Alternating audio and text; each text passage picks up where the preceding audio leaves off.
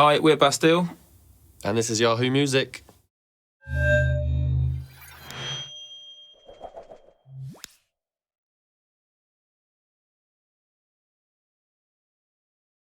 I met Will and Woody in London when I was playing music by myself under my own name, which was always really embarrassing.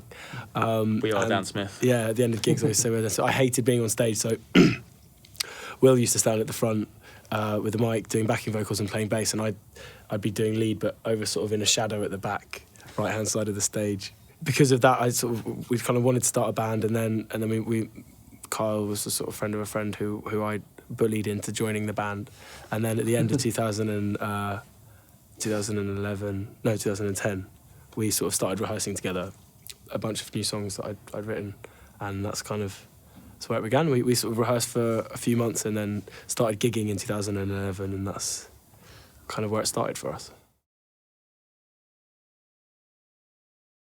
I've always been really obsessed with strings, and I think a lot of our album, or some of it, and some of our songs I'm interested in contrasting quite electronic sounds with quite organic ones as well. So when we first began rehearsing together in these rubbish little rehearsal rooms in London at night time, it was actually the four of us and two girls who played violin and cello, and they still play with us now in the UK.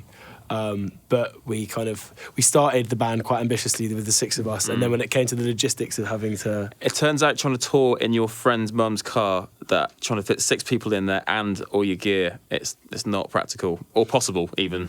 And they were proper musicians, so they always had jobs doing being musicians, and so couldn't ever come to any of the gigs. So it was it's the worst decision we could have ever made. Let's have 2 people in the band who can't ever be here. And then it was terrible, so we had to reduce it down. So now we just bring them out for special occasions. Luckily, we sort of managed to get to a point now in the UK where we can invite them and some of their mates out to come and play with us at bigger shows, because there's a fair amount of strings on the record and those kind of textures. So yeah, it's nice to have them along again. I don't know where we come from really, or what sort of tradition it comes out of. I know that our influences are definitely miles away from probably how we sound, and I know that ultimately these are songs that some of with the first album, a lot of them kind of started in a bedroom and started on a laptop and developed into something else, and I think that's sort of like quite the kind of normal modern way to make music for a lot of people. We were never, we didn't really start as like 4 guys in a garage like jamming out or anything. As a band, we could not have more disparate tastes between the 4 of us in music. So whereas as Dan said, like we didn't all start out in a garage like for the love of a certain band. We just kind of found each other in one way or another, and it seems to work. The album that unites us and did unite us when we started out and we're driving around the country and was Dr. Dre's 2001 was the album that we relentlessly listened to on repeat. That and a song by Metronomy that Woody hates. Yeah, so that really united. Yeah, but we outvoted him. But it alienated Woody wicked. Yeah. It united us over the alienation. But yeah, if we had to pick things we liked in particular, I would be playing a Queens of the Stone Age album, most likely. I think Kyle has an allergy to guitars. Yeah. Whenever Woody puts on any guitar music, Kyle. But then you get in there. I'm getting better, guys. He's covering his pained face when Will gets the guitar out quite well. No. It's a different kind of guitar when you bring out your guitar and you bring out your crazy jazz licks. It's jazz guitar. It's no good for I'm me. not allowed to play music in anywhere. I've literally never put my iPod on.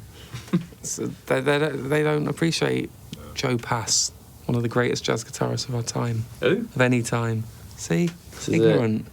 I mean, yeah. He did a whole album with just guitar. No messing, none of that. Bang, guitar straight in there in your ear hole. That's why everyone knows about him. They do on the jazz scene.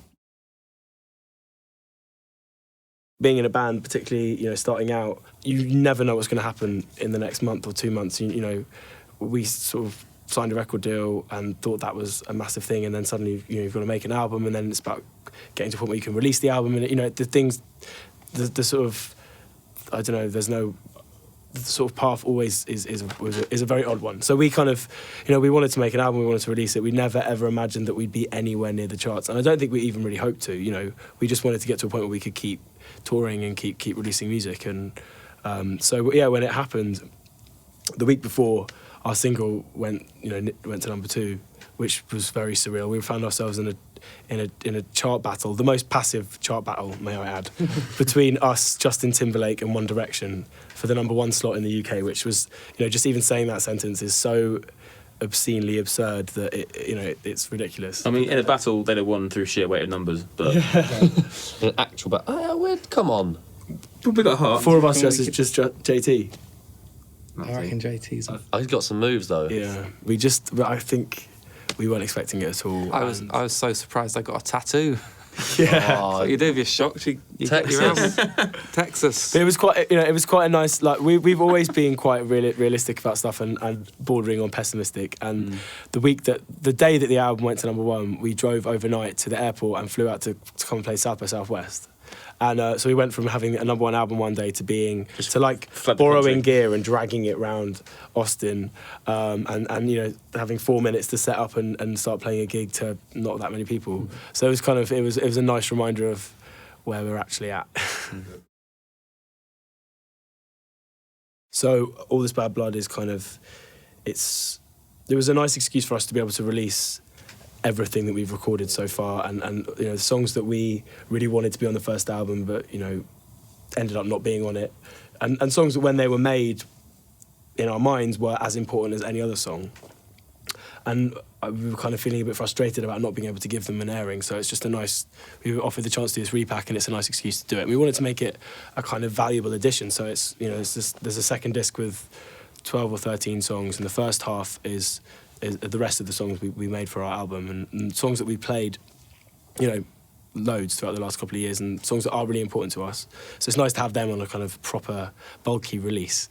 And then the second half is a kind of a combination of 2 new songs, including The Draw, which we played today, and then some songs from our mixtapes, which are kind of were quite a big part of our development, and how I think quite a lot of people discovered us. And so it's kind of, I don't know, the whole thing, it feels like an all-encompassing 2 discs of everything we've done up to this point, and with the new songs kind of gesturing forward to the next album, to we're starting to use guitars for the first time, which is the most normal thing in the world to most people, but to us is brand new. Yeah, like, wow, 6 strings. I mean, like, being in America, well, we've been here, I think, for a total of about 3.5, 4 weeks. So the kind of response we've had so far has just been mind blowing. But I mean, it's not a country; it's a continent. It's just so big. So I think we've barely even touched the surface, let alone scratched it. So we never imagined we'd be able to come here and play sort of sold out shows of any size. So it's kind of, I guess we're always really excited to come here. It's always a lot of fun. There's so much of the country that we haven't seen, and we've got no idea what to expect from. So we're just really looking forward to touring as much as possible and seeing what happens. Yahoo!